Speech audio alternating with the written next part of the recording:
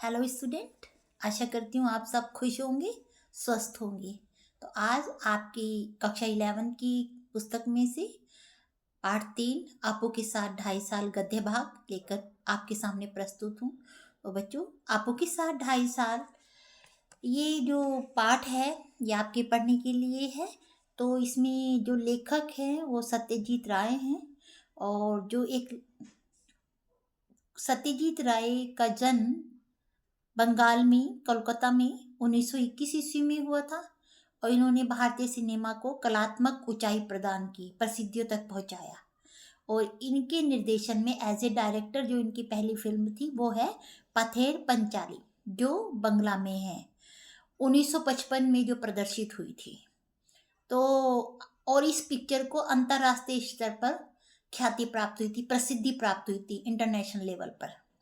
तो इन्होंने इस फिल्म के जरिए न केवल फिल्म विधा को समृद्ध किया, यानी फिल्म के जगत को बढ़ाया, बल्कि इसके माध्यम से इन्होंने निर्देशकों और आलोचकों, जो क्रिटिसाइज करने वाले होते हैं, बिना आलोचक के कोई भी चीज़ सफल नहीं होती कि भाई इसका क्या सही है और क्या गलत है, वो सब चीज़ें। तो आलोचकों के बीच एक समझ विकसित करने में भी अपना महत्वपूर्ण योगदान दिया। इन्हें बच्चों, इनके कामों को देखते हुए इन्हें कई पुरस्कार दिए गए। इन्हें फ्रांस का लेजर डी ऑनर, जीवन की उपलब्धियों पर ऑस्कर और भारत रत्न सहित फिल्म जगत का हर महत्वपूर्ण सम्मान इन्हें मिला। इनकी मृत्यु सन 1992 में हुई। तो बच्चों, इन्होंने किशोर साहित्य के लिए भी बहुत योगदान दिया। जो टीनेजर बच्चे होते हैं उनके लिए भी इन्होंने लिखा। इनकी कुछ फिल्में हैं बच्चों: अपराजिता, अपू का संसार, जलसा घर, देवी चारुलता, महानगर, गोपी गायन बाका बायन, पथेर पंचाली, शतरंज के खिलाड़ी और सदगति। ठीक है बच्चों, तो इन्होंने लगभग 30 के करीब पिक्चरें बनाई और ज़्यादातर जो इनकी फिल्में थी वो साहित्यिक रचनाओं पर ही बेस्ड थी। तो बच्चों, अपू के साथ 2.5 साल जो पिक्चर है जो हम पढ़ रहे हैं, बहुत ही प्यारा सा चैप्टर है। इसमें 2 करेक्टर हैं, एक अपू और एक दुर्गा। वो अपू है और उसके साथ दुर्गा है। तो बच्चे हैं जो छोटी उम्र के हैं। तो बच्चों, इसमें क्या हुआ कि ये एक संस्मरण है। अपनी पहली पिक्चर बनाने के समय लेखक को क्या अनुभव हुआ वही उन्होंने बताया। अब जब उस समय बच्चों ग्लैमर से चौंधियाती हुई हमारे सामने पिक्चरों का संसार नहीं था। आजकल तो आप देखो, बैठे बिठाए सीन बन जाते हैं, है ना। एनिमेशन का ज़माना है, कंप्यूटर का ज़माना है, लेकिन उस समय वो सुविधा नहीं थी।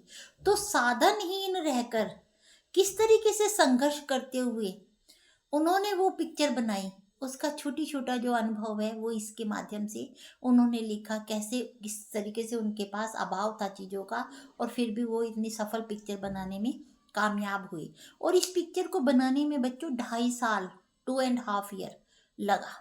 तो इसकी कुछ कहानी सार मैं आपको बता रही हूँ बच्चों। हर निर्माता या निर्देशक का ये सपना होता है कि वो फिल्म बनाए।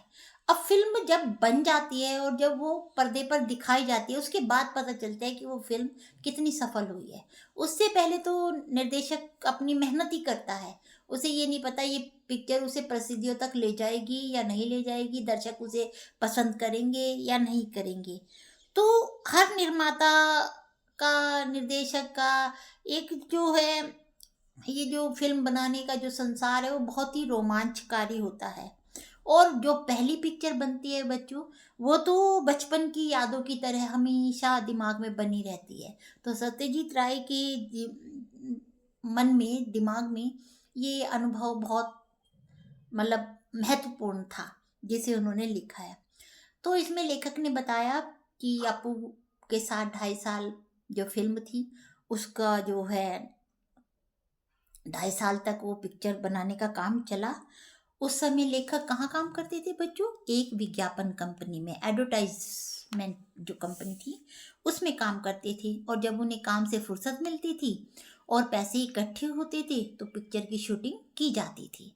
शूटिंग करने से पहले कलाकार इकट्ठे करने के लिए आयोजन किया गया कि कलाकार कैसे ढूंढा जाए। बहुत ढूंढा इन्होंने, इंटरव्यू लिए बच्चों के लिए, अपू की भूमिका निभाने के लिए उन्हें कोई 6 साल का लड़का ही नहीं मिल रहा था। और बच्चों, उन्होंने अखबार में विज्ञापन दिया, और एक विज्ञापन में इंटरव्यू लेने, विज्ञापन में जब जब अखबार में विज्ञापन दिया तो इंटरव्यू लेने के लिए उन्होंने रास बिहारी एवेन्यू, एक बिल्डिंग थी, उसमें एक कमरा किराए पे लिया, और वहाँ बच्चे इंटरव्यू के लिए आते थे। और एक दिन तो बच्चों क्या हुआ कि एक सज्जन अपनी लड़की के ही बाल कटवा कर लड़कों की तरह ले आए, और लेखक परेशान हो गया कि इसकी आवाज़ ऐसी लड़कियों जैसी क्यों है। तो लेखक की ने जब उससे पूछा तो उसने अपना नाम टिया बताया, तब लेखक को पता चला। उन्हें लगा था उसके पिता को कि चलो इसे रोल मिल जाएगा। लेकिन जब लेखक परेशान हो गए तो एक दिन उनकी पत्नी ने ही कहा कि अरे, अपने पड़ोस में भी तो एक लड़का है, सुबेर बनर्जी ही। तो वही बच्चा जब लेखक ने देखा तो अच्छा लगा और सुटेबल लगा, और उसी को अपू पथेर पंचाली में वही अपू की भूमिका में आया। तो बच्चों, फिल्म में अधिक समय लगने लगा तो लेखक को डर लगने लगा कि अगर अप्पू और दुर्गा, जो 6 साल के बच्चे थे, बड़े हो गए और तो दिक्कत आ जाएगी, वो ओरिजिनलिटी खत्म हो जाएगी जो मासूमियत दिखाना चाह रहे थे। और बच्चे इस उम्र में तो बढ़ते ही हैं, तो ये डर था। सौभाग्य से भी इतने नहीं बढ़े जितना लेखक सोच रहे थे। फिल्म की शूटिंग के लिए वे पालसिट नामक गांव में गए। वहां रेल लाइन के पास काश फूलों से भरा मैदान था। सफेद काश के फूल दूर दूर तक फैले हुए थे। उस मैदान में शूटिंग शुरू हुई। एक दिन में आधी शूटिंग हुई। और क्या हुआ बच्चों, निर्देशक, छायाकार, कलाकार आदि सब नए होने के कारण घबराए हुए थे। बाकी का सीन बाद में शूट करना था कि बाद में कर लेंगे। 7 दिन बाद वहां दोबारा पहुंचे तो क्या हुआ बच्चों, जो वो काश फूल थे बैकग्राउंड पे जो दिख रहे थे वो गायब थे। पता चला कि उनको तो जानवर खा गए। अतः आधे सीन की शूटिंग के लिए अगली बार सर्दी की ऋतु का, सर्दी के मौसम का इंतजार करना पड़ा। अगले वर्ष शूटिंग हुई तो इस तरीके की दिक्कत आई, वातावरण की, माहौल की, एटमॉस्फेयर की। उसी समय रेलगाड़ी के शॉट्स भी लिए गए।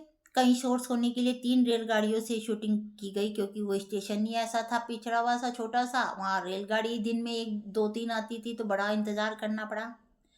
उस समय कलाकार दल का एक सदस्य पहले से ही गाड़ी के इंजन में सवार होता था, ताकि वह शॉट्स वाले दृश्य में बॉयलर में कोयला डाला जाए, धुआं उठे, पता चले गाड़ी चल रही है, और रेलगाड़ी का धुआं निकलता दिख सके। सफेद काश फूलों की पृष्ठभूमि पर काला धुआं अच्छा सीन दिखता है, सफेद काश के फूल और पीछे ट्रेन का काला धुआं। इस सीन को कोई दर्शक नहीं पहचान पाया कि इस तरीके की ट्रिक इसमें अपनाई गई। लेखक को धन की कमी से कई समस्याएं झेलनी पड़ी।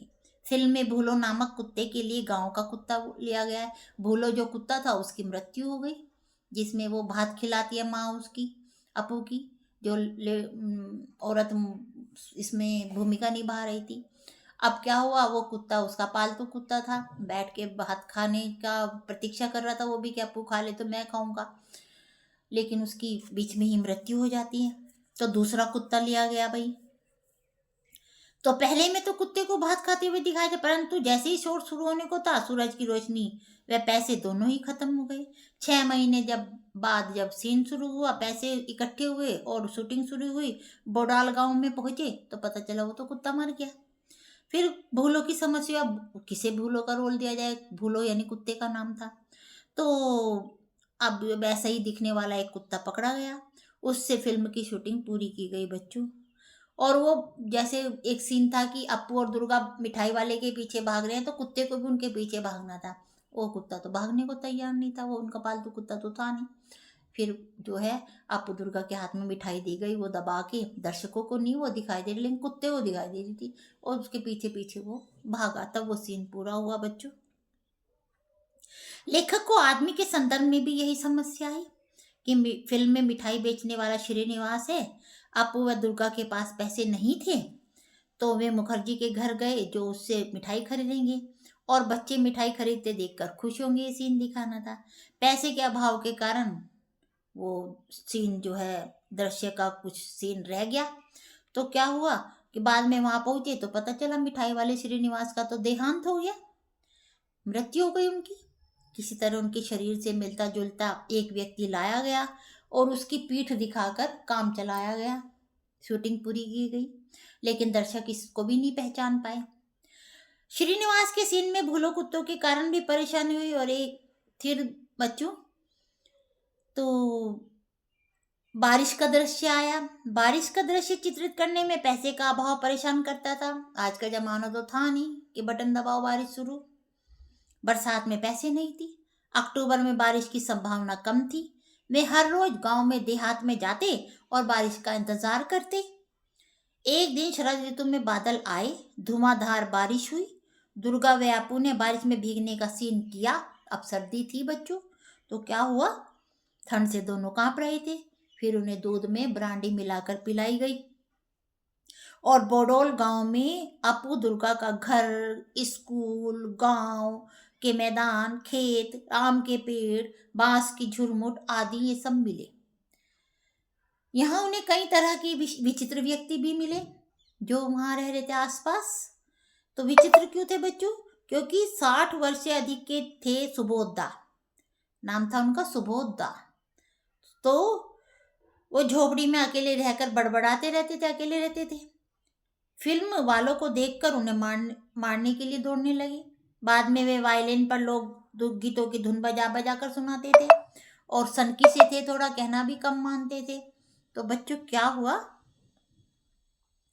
अब वो इस तरह शूटिंग के साथ वाले घर में एक धोबी था जो पागल सा था।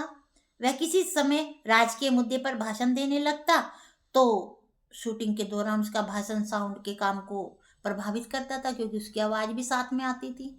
वो कुछ बेचारे को मानसिक प्रॉब्लम थी और जी बोलने लगता था, भाषण देना लगता था। तो इस तरीके से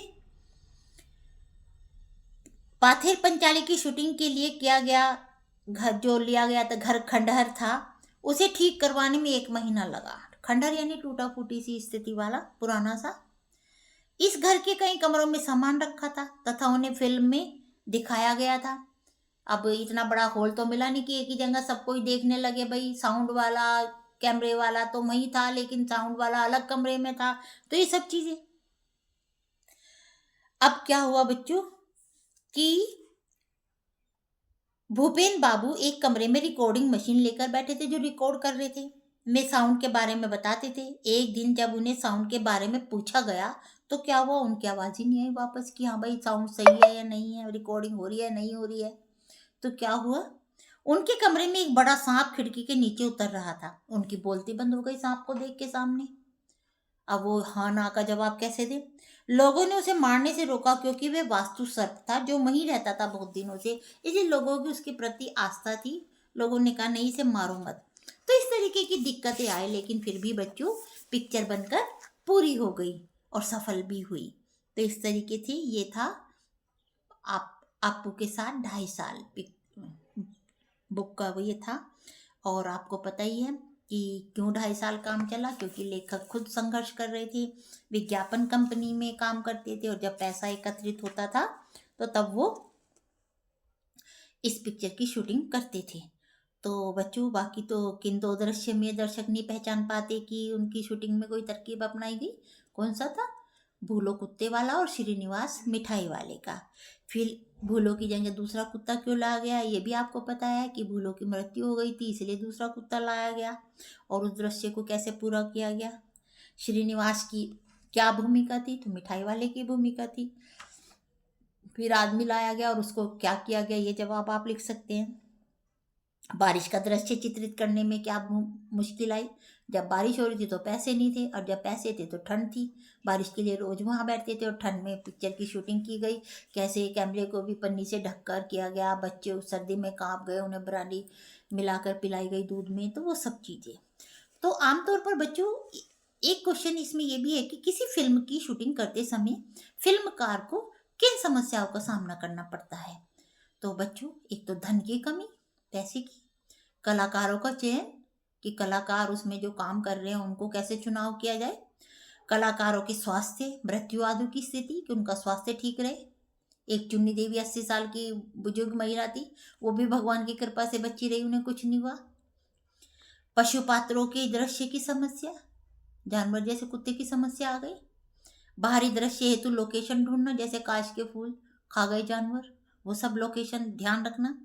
प्राकृतिक दृश्यों के लिए मौसम पर निर्भरता, जो प्राकृतिक नेचुरल दृश्य आप दिखाना चाहते हो, ये पहले आती थी बच्चों समस्याएं। आजकल तो इन समस्याओं का समाधान सब हमारा कंप्यूटर ने कर दिया है।